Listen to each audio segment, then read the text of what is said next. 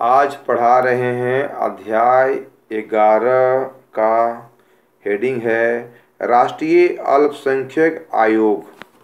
राष्ट्रीय अल्पसंख्यक आयोग हेडिंग है गृह मंत्रालय द्वारा पारित प्रस्ताव के आधार पर जनवरी 1978 में स्थापित अल्पसंख्यक आयोग गैर राष्ट्रीय अल्पसंख्यक आयोग अधिनियम 1992 लागू होने के बाद संवैधानिक निकाय बन गया। एक संवैधानिक निकाय बन गया रूल बनने के बाद, है ना।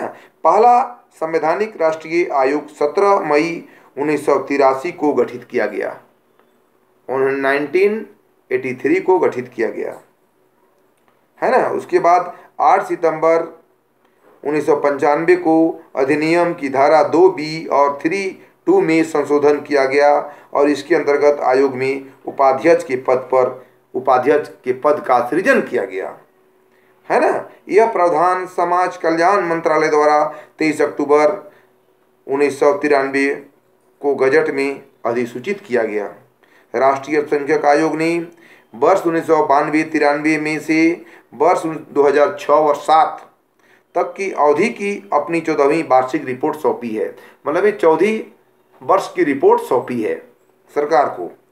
अब आइए इसी में राज्य अल्पसंख्यक आयोग स्टेट के लेवल में 13 राज्य सरकारी ने अल्पसंख्यकों के लिए संवैधानिक आयोगों को स्थापित किया। इन राज्यों में आंध्र प्रदेश, असम, मेघालय, कोहिमा, बिहार, छत्तीसगढ़, राष्ट्रीय राजधानी क्षेत्र दिल्ली, झारखंड, कर्नाटक, महाराष्ट्र, मध्य प्रदेश, उत्तर प्रदेश, राजस्थान, तमिलनाडु व पश्चिम बंगाल शामिल है। और वहीं 2 राज्य मणिपुर व उत्तराखंड ने गैर संवैधानिक आयोग का गठन किया। अगला है इसी में राष्ट्रीय धार्मिक और भाषाई अल्पसंख्यक, इसके बारे जानिए। आयोग भारत सरकार ने सेंट्रल गवर्नमेंट ने धार्मिक और भाषाई अल्पसंख्यक के सामाजिक आर्थिक रूप से पिछड़े वर्गों के कल्याण के लिए बहुत तरह से फंड का विस्तार किया। सरकार ने धार्मिक और भाषाई अल्पसंख्यकों के सामाजिक आर्थिक रूप से पिछड़े वर्गों की पहचान का आधार तय करने के लिए विस्तृत जांच और उनके कल्याण के लिए उपाय सुझाव हेतु राष्ट्रीय धार्मिक और भाषाई अल्पसंख्यक आयोग का गठन 2004 में किया। धार्मिक और भाषाई अल्पसंख्यक के बारे में सामाजिक आर्थिक रूप से पिछड़े वर्गों को पहचान कर उसके बारे में सलाह देना, धार्मिक और भाषाई अल्पसंख्यक के सामाजिक आर्थिक रूप से पिछड़ों के कल्याण के उपाय में सुधार किया, शिक्षा और सरकारी नौकरियों में आरक्षण के संदर्भ में भी उपाय किए, उनकी सिफारिश को लागू करने के लिए आवश्यक संवैधानिक, कानूनी और प्रशासनिक तौर तरीके सुझाना और उनकी राय और सिफारिशों के बारे में रिपोर्ट प्रस्तुत किया गया। आयोग ने मई 2007 में अपनी रिपोर्ट सौंपी, जिसे 18 दिसंबर 2009 को संसद में प्रस्तुत किया गया। मतलब 18 सितंबर 2009 को संसद में प्रस्तुत किया गया। अब देखिए, भाषाई अल्पसंख्यक आयोग के लिए विशेष अधिकारी, यानी भाषाई अल्पसंख्यकों के लिए विशेष अधिकारी का कार्यालय आमतौर पर भाषाई अल्पसंख्यकों के आयोग के रूप में जाना जाने लगा। पहचान हुआ उसकी और जुलाई 1957 में स्थापित किया गया। इसकी स्थापना संविधान की धारा 350B के प्रावधान के अंतर्गत की गई। भारतीय भाषाई अल्पसंख्यक आयोग का मुख्यालय इलाहाबाद में और क्षेत्रीय कार्यालय कोलकाता, बेलगाम और चेन्नई में स्थापित किया गया। और भाषाई अल्पसंख्यकों समूहों या संगठनों द्वारा राज्य सरकार और केंद्र शासित प्रदेशों की प्रशासनिक और राजनीतिक के उच्चतम स्तर से ध्यान में लाए जाते रहे और इन शिकायतों को दूर करने के उपाय करते रहे। अब तक आयोग को 46 रिपोर्ट संसद में प्रस्तुत किया गया है। अभी तक आयोग में कितना प्रस्तुत किया गया है? 46 पॉइंट। केंद्रीय वक्फ बोर्ड परिषद वक्फ बोर्ड के कामकाज से संबंधित मुद्दों और देश में वक्फ के समुचित प्रशासन से संबंधित मुद्दों के बारे में परामर्श देने के लिए केंद्रीय वक्फ बोर्ड परिषद की स्थापना की गई। उसकी गठन किया गया और 1935 के अंतर्गत की वक्फ बोर्ड के प्रभारी केंद्रीय मंत्री केंद्रीय वक्फ परिषद की 20 अन्य सदस्य होते हैं। परिषद को वक्फ के कुल आय का 1% योगदान के रूप में मिलता है। केंद्रीय वक्फ परिषद इन समुदायों के विकास में महत्वपूर्ण भूमिका निभा रही है। इसके द्वारा लागू की जाने वाली योजनाएं हैं शहरी वक्फ समितियों का विकास और शैक्षणिक विकास कार्यक्रम। अगला आइए दरगाह ख्वाजा साहिब अधिनियम 1955। इस अधिनियम के अंतर्गत दरगाह ख्वाजा मोइनुद्दीन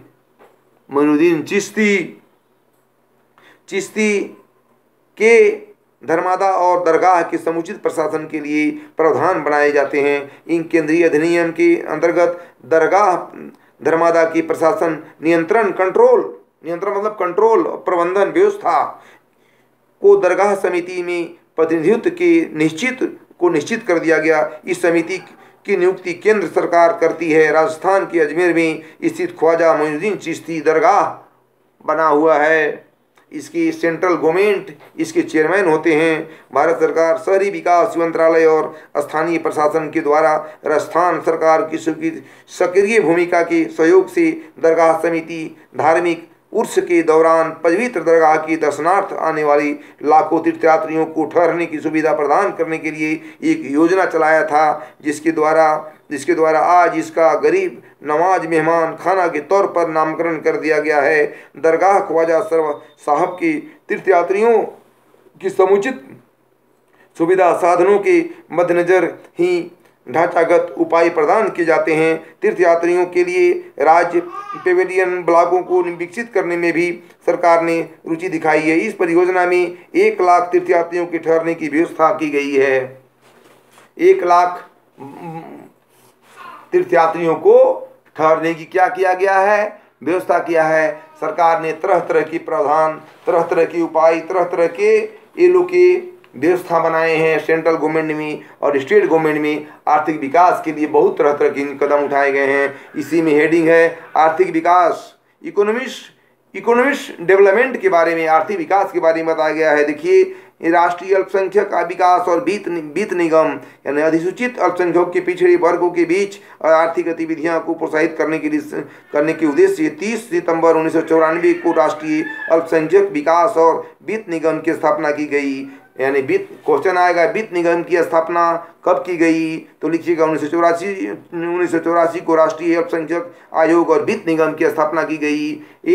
ये सरकार ने इसका 1994 में वित्त निगम और अल्पसंख्यक आयोग का क्या किया, स्थापना किया। सरकार ने किया, सेंट्रल गवर्नमेंट ने किया। आयोग अल्पसंख्यक समुदाय के ऐसे लोगों को स्वरोजगार के लिए रियायती दर पर वित्तीय सहायता प्रदान कराया जिनकी पारिवारिक आय बीपीएल से 2 गुनी से कम थी। जिनकी आय बीपीएल से 2 गुनी कम थी उसके लिए सरकार ने फंड का योगदान किया गया, व्यवस्था किया गया है। वर्तमान में शहरी क्षेत्र में 55,000 रुपये तथा ग्रामीण क्षेत्र में 40,000 रुपये है। ऐसे ग्रामीण क्षेत्र में 55,000 रुपये बीपीएल की व्यवस्था की गई और शहरी क्षेत्र में 40,000 की व्यवस्था की गई।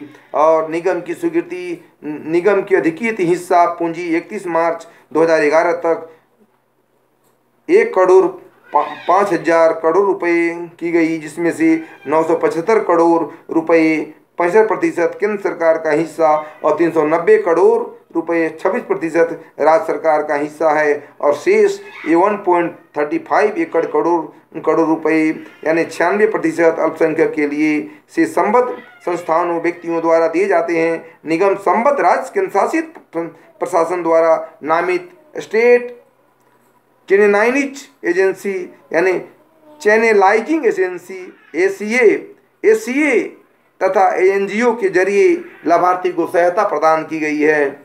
क्या की गई है? सहायता प्रदान की है। बस आज इतना ही।